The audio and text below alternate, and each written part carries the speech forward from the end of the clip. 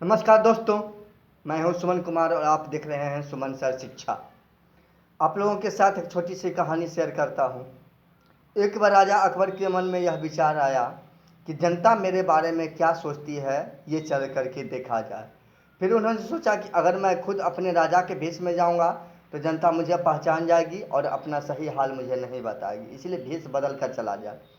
तो वे और अकबर दोनों अपना अपना भेष बदल करके, एक आम नागरिक का भेष बदल करके और चल गए अपने राज्य में घूमने।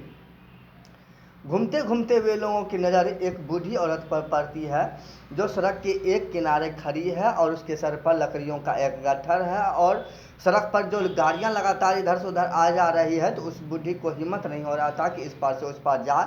तो वो किसी का इंतजार कर रही थी कि कोई मुझे मदद शायद कर दे। अकबर ने सोचा कि मैं ही क्यों ना मदद कर दूं।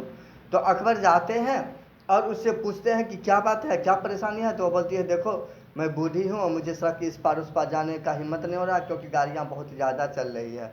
तो अकबर उस बूढ़ी औरत का हाथ पकड़ करके उसको सड़क के इस पार से उस पार करा देते हैं। तो वह बूढ़ी औरत कहती है कि इस राज्य का, जब आम नागरिक बूढ़े बुजुर्गों का ख्याल इतना रखता है, इस राज्य का राजा कितना अच्छा होगा। भगवान ऐसे राजा को लंबी आयु दे। फिर कुछ दिनों के बाद राजा के मन में सवाल आता है कि क्या जनता का मन विचार फिर से मेरे प्रति वैसा ही है या कहीं बदल तो नहीं गया, चल कर के देखा जाए। फिर राजा घूमने निकलते हैं। फिर से वही बूढ़ी औरत लकड़ी का सर का गट्ठर लेकर के और सड़क के किनारे खड़ी किसी का इंतजार कर रही है। इस बार अकबर के मन का विचार बदल जाता है, वे गुस्सा उन्हें उठ जाता है और वे मन ही मन सोचते हैं कि क्यों ये बूढ़ी औरत जो है सो जब इसको संभलता नहीं है तो रोज रोज लकड़ी लेने जंगल चले जाया करती है। वे बूढ़ी के पास जाते हैं, कहते हैं, अरे बुढ़िया, जब तुमको नहीं संभलता है तो रोज रोज क्यों तो लकड़ी लाने के लिए चले जाते हैं, कौन रोज तुमको मदद करने के लिए पहुंचते रहेगा, आते रहेगा। तब वह कहती है, अरे जाओ, ऐसे राज्य का राजा पता नहीं कितना खराब होगा जिस राज्य का आम नागरिक तक जो है सो लोगों का ख्याल नहीं रखता है। अब देखिए, अकबर को आश्चर्य होता है कि कल यही बूढ़ी कितना अच्छा बात बोली थी इस राज्य के राजा के लिए और आज जो है सो इतना खराब बोल रही है कि कैसे इसके मन का विचार बदल गया। तो उस बूढ़ी के मन का विचार बदलने से पहले अकबर का मन का विचार बदला था। पहले अकबर के मन का विचार बदला, तुरंत उस बूढ़ी के मन का भी विचार बदल गया, जबकि अकबर ने उसे वह बात बोला नहीं था पहले। हम लोग किसी के बारे में जो कुछ भी सोचते हैं तो सामने वाले व्यक्ति को बताने की जरूरत नहीं पड़ती है, उस व्यक्ति का मन का विचार अपने आप वैसा हो जाता है। क्योंकि इस दुनिया में जितने भी हम सब लोग जीवधारी हैं, सबों का हृदय का तार एक दूसरे से जुड़ा हुआ है। हम सभी लोग एक दूसरे से किसी न किसी रूप में जुड़े हुए हैं और आप किसी व्यक्ति के बारे में कैसा सोचते हैं, उसके बारे में आप क्या ख्याल रखते हैं, सामने वाले व्यक्ति को खुद ही पता चल जाता है, उसे बताने की जरूरत नहीं पड़ती है। इसीलिए मन से और वचन से, यहाँ तक कि हृदय से भी हम लोग हमेशा दूसरों के बारे में अच्छा सोचें।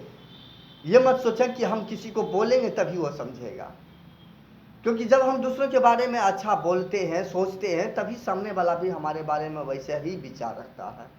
अब कुछ छोटे छोटे बातें मैं सवाल बताता हूँ, छोटे छोटे ऐसे इंग्लिश वर्ड्स जिसका हम लोग अपने दैनिक जीवन में इस्तेमाल करते हैं। जैसे हम लोग बोलते हैं क्या पढ़ाएं, क्या पढ़ाएं, टीचर लोग बोलते हैं, तो इसका इंग्लिश हम लोग बोलेंगे हाउ, व्हाट टू टीच। उसके बाद बोलेंगे कैसे पढ़ाएं, तब हम लोग बोलेंगे हाउ टू टीच। कब पढ़ाएं, व्हेन टू टीच। उसके बाद कहाँ पढ़ाएं, वेयर टू टीच। उसी तरह से हम लोग बोलते हैं कहाँ जाएं, वेयर टू गो। क्या खाएं, व्हाट टू ईट। क्या पहने, व्हाट टू वियर। क्या क्या गाएं या क्या याद करें, कैसे याद करें। तो जब से हम लोग बोलेंगे कि क्या गाएं, तो हम लोग बोलेंगे व्हाट टू सिंग। कैसे गाएं, हाउ टू सिंग। कहाँ जाएं, वेयर टू गो। कब व्यायाम करें, व्हेन टू टेक एक्सरसाइज। कब स्नान करें, when to take a bath. कब सोकर उठें, व्हेन टू गेट अप। कब सोने जाएं, when to go to bed. उसी तरह से अगर हम लोग बोलें कि कहाँ रहें, वेयर टू लिव। कहाँ जाएं, वेयर टू गो।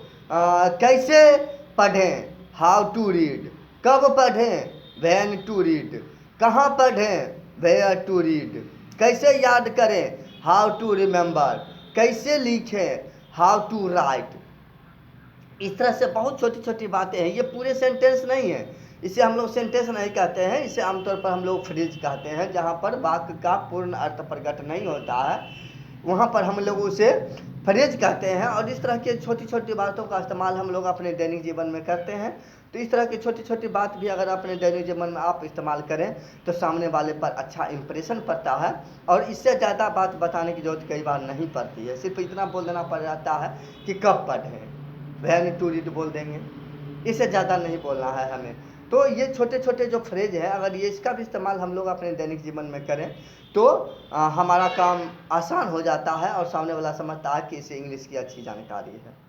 तो दोस्तों, हम लोग अपने दैनिक जीवन में रोज़ इस तरह के शब्दों का इस्तेमाल करें और बने रहिए मेरे चैनल के साथ। और अगर अभी तक आपने मेरा चैनल सब्सक्राइब नहीं किया है तो प्लीज़ सब्सक्राइब माई चैनल और अपने सुझावों से मुझे लगातार अवगत कराते रहें।